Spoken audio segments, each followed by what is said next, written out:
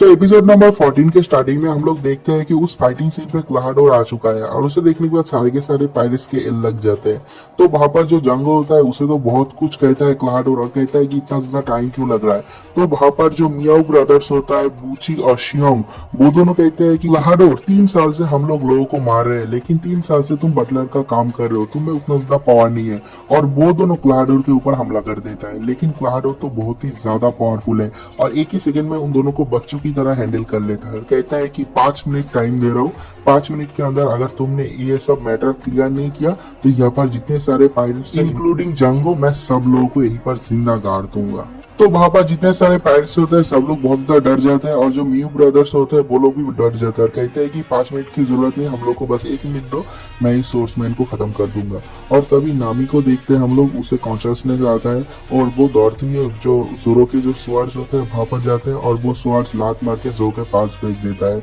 और जोरो उन स्वर्ड्स को पकड़ लेता है। और उसके बाद ही उस म्यू ब्रदर्स के ऊपर जोरो 3 शॉट स्टाइल यूज करता है, टाइगर स्लैश, और दोनों को एक ही सेकंड पे खत्म कर देता है। तो उसके बाद जोरो क्लाहाडोर की तरफ देखता और कहता है कि हम सब कुछ टेक केयर कर लेंगे, लेकिन 5 मिनट से पहले ही। और तभी दिखाता है कि म्यू ब्रदर्स में एक जो बंदा होता है बूची, उसको जो जंगो होता है वो हिप्नोटाइज करता है और हिप्नोटाइज करके उसका जो पावर होता है, मेंटल पावर, उसे बहुत ज्यादा बढ़ा देता है, जिससे कि उसका फिजिकल पावर भी बहुत ज्यादा बढ़ जाता है। और उसके बाद जोरो भी तैयार हो जाता है उसके साथ फाइट लेने के लिए। लेकिन तभी जो नामी होती है वो दौड़ती है लूफी के पास जा रहा है, कहता है कि अभी लूफी को हम लोगों को जगाना पड़ेगा वरना हम लोगों का खेल खत्म हो जाएगा। तो उसके अगले सीन में नामी पूरी तेजी से पीछे की तरफ दौड़ रही होती है लूफी को जगाने के लिए। तो वहां पर जो जंगो होता है उसके पास एक टूल होता है जिससे कि वो सब लोग को हिप्नोटाइज करता है और वो टूल उसका वेपन भी है। तो जंगो अपने टूल को यूज करके घुमाते हुए नामी की तरफ फेंकता है, जो कि अगर नामी को लगता है तो नामी का हेड अलग हो जाएगा, गर्दन ही कट जाएगा। तो इस वेपन को देखने के बाद जो जोरो होता है वो भी बहुत ज्यादा चौंक जाता है, कहता है कि नामी पीछे की तरफ देखो। और उतने में नामी लूफी के पास चला जाता है, लूफी को जगाने की कोशिश करती है और लूफी के मुंह में लात मारती है। तो हम लोग देखते हैं कि लूफी नींद से जाग भी जाता है, लेकिन जगने के बाद जब नामी पीछे की तरफ देखती है कि पीछे वो वेपन आ रहा है, नामी का गर्दन ही कट जाएगा और नामी के पास उतना ज्यादा टाइम भी नहीं है उसे डॉच करने के लिए। तो जो लूफी होता है वो नींद से जगने के बाद उसका पैर पकड़ लेता है और पैर पकड़ने के बाद कहता है कि ये कोई अच्छा तरीका नहीं है किसी को नींद से जगाने का, और उसका पैर खींच लेता है और खींच के वो खड़ा हो जाता है। तो नामी नीचे की तरफ आ जाती है और लूफी ऊपर की तरफ आ जाता है और वो जो वेपन है वो लूफी के मुंह में जाके अटक जाता है और लूफी उसे तोड़ भी देता है, कहता है कि किसने मारा भाई ये। तो लूफी को जिंदा देखने के बाद वहां पर जितने सारे पायरेट्स है वो तो चौंक जाते हैं, क्लाहाडोर भी चौंक जाता है, कहता है कि ऊपर से गिरा था ये बंदा, लेकिन उसके बाद भी कैसे जिंदा है। और उसके बाद वो कहता है कि ये तो बहुत ही एक अच्छा ट्रिक है। तो वहां पर ही तभी दौड़ते हुए काया आ जाती है, क्योंकि काया को अभी तक विश्वास नहीं हो रहा था। तो काया वहां पर आती है, लेकिन काया जो पीछे से उसके आता है तो क्लाहाडोर उसके ऊपर हमला करता है,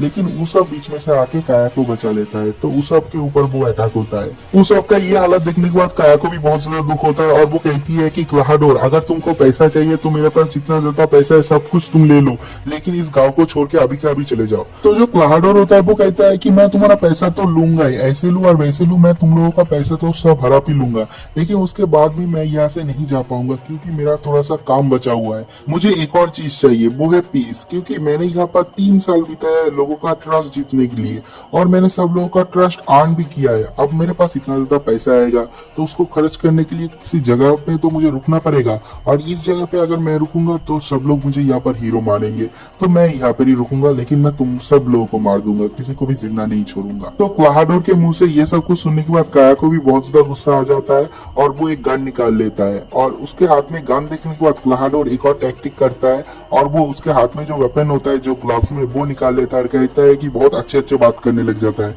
और कहता है कि क्या तुम भूल गए हम लोग 3 साल एक साथ कितना ज्यादा टाइम बिताए, कितना ज्यादा हैप्पी मोमेंट शेयर किए। ये सब कह के उसके पास आता है और जो काया होती है वो उसे शूट नहीं कर पाती यूजुअली, वो तो बहुत ही ज्यादा काइंड होती है।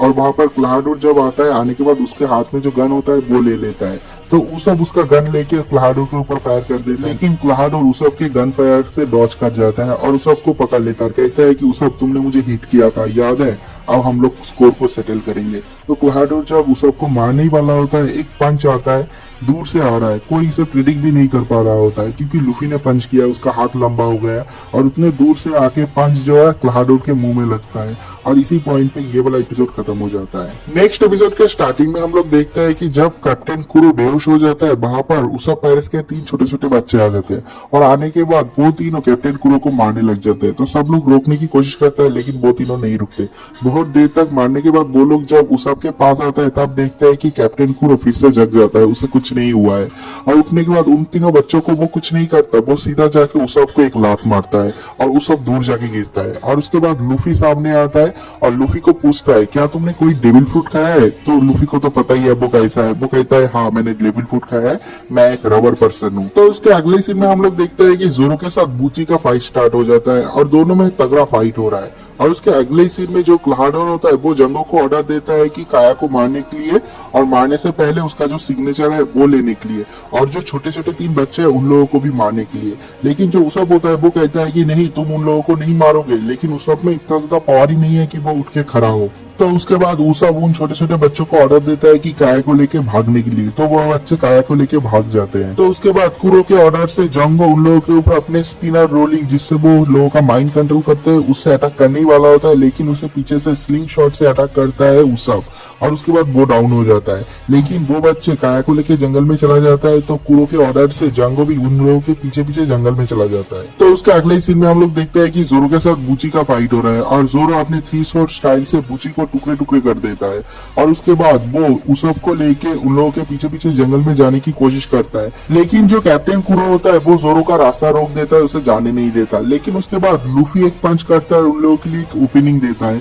जिससे कि जोरो उसब को लेके जंगल में चला जाता है और उसके बाद लूफी के साथ कैप्टन कुरो का फाइट होता है। बहुत देर तक फाइट होने के बाद लूफी एक पत्थर से अटैक करता है जिससे कि कैप्टन कुरो का जो राइट हैंड है उसके हाथ में जो ब्लेड्स है वो टूट जाते हैं और उसके बाद उस टूटे हुए पत्थर से कैप्टन कुरो का सर भी फोड़ देता है लूफी और ये वाला सीन भी एक बार कट हो जाता है। नेक्स्ट सीन में हम लोग काया को देखते हैं। काया को लेके वो बच्चे जंगल में दौड़ रहा है और उसके पीछे पीछे जो जंगो है वो आ रहा है, एक एक पेड़ को काटते हुए तोड़ते हुए तबाही मचाते हुए उन लोगों के पीछे पीछे आ रहा है। तो वो लोग चुपते हुए दौड़ते हुए बचते हुए उन लोगों से बच रहा है। तो उसके अगले सीन में हम लोग उसब और जोरो को देखते हैं। उसब जोरो को डायरेक्शन देता है लेकिन जोरो बिल्कुल ही दूसरे दिशा में जा रहा है और वो लोग गुम गए हैं क्योंकि जोरो का नेविगेशन स्किल तो आपको पता ही है कैसा है। और उसके अगले सीन में देखते हैं कि काया दौड़ते दौड़ते एक जगह पे बैठ जाता है, वो और दौड़ नहीं पा रही क्योंकि वो बहुत ज्यादा सीख है। तो वो उन बच्चों को कहते हैं कि यहाँ से भाग जाओ, अगर तुम लोग यहाँ से नहीं भागोगे तो वो लोग तुम्हें भी मार देंगे। तो वो बच्चे कहते हैं कि नहीं हम लोग नहीं भागेंगे, हम लोग काया को प्रोटेक्ट करेंगे क्योंकि हम लोग उसब पायरेट्स है।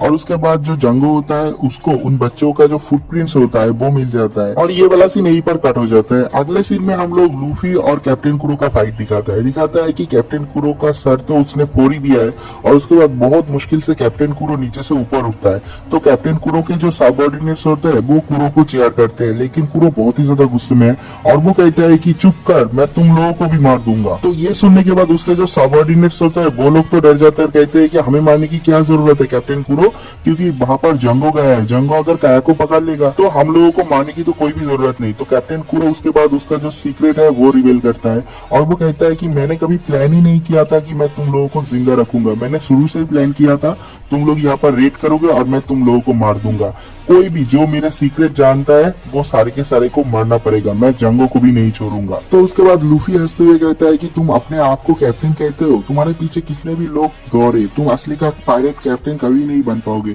तुमसे बढ़िया कैप्टन तो उसब है। तो उसके बाद उसका तो दिमाग और भी खराब हो जाता है क्योंकि उसको उसब से तुलना किया है। तो वो कहता है कि कैसे उसब मुझसे ज्यादा पावरफुल हो सकता है, मुझसे ज्यादा अच्छा कैप्टन हो सकता है। तो लूफी कहता है कि पावरफुल का तो पता नहीं लेकिन उसके पास हार्ट है और जिसके पास हार्ट नहीं वो कभी भी एक ट्रू कैप्टन नहीं बन सकता। और उसके बाद वो क्लाडोर को फोड़ देता है और उसके बाद क्लाडोर उठने के बाद एक नया टेक्निक स्टार्ट करता है और इस टेक्निक को देखने के बाद उसके जो सबऑर्डिनेट्स होते हैं वो लोग भी बहुत ज्यादा पैनिक हो जाते हैं, डर जाते हैं और कहते हैं कि उस टेक्निक को क्यों यूज कर रहे हो, यहाँ पर तो सिर्फ एक ही बंदा है। और उसके बाद ही एक जो पिंक कलर का डस्ट है वो चारों तरफ भर जाता है और कैप्टन कुरो हवा में गायब हो जाता है और लूफी को भी दिख नहीं रहा होता है कि कुरो कहाँ पर है। और उसके बाद देखते हैं कि कुरो हर जगह पे पत्थरों पे अपने जो सबॉर्डिनेट्स पे उन लोगों पे हर जगह पे कैप्टन कुरो अटैक कर रहा है। वो एक तरह से पागल हो चुका है, अंधा हो चुका है और जहां पर मर्जी वहां पर अटैक कर रहा है। वो लूफी के ऊपर भी बहुत ज्यादा अटैक करता है, लेकिन लूफी को दिख भी नहीं रहा होता है वो कहाँ पर है। और उसके बाद लूफी बहुत ज्यादा कॉन्सेंट्रेट करता है और उसका जो कॉम्बिनेशन होता है उसे ब्रेक कर देता है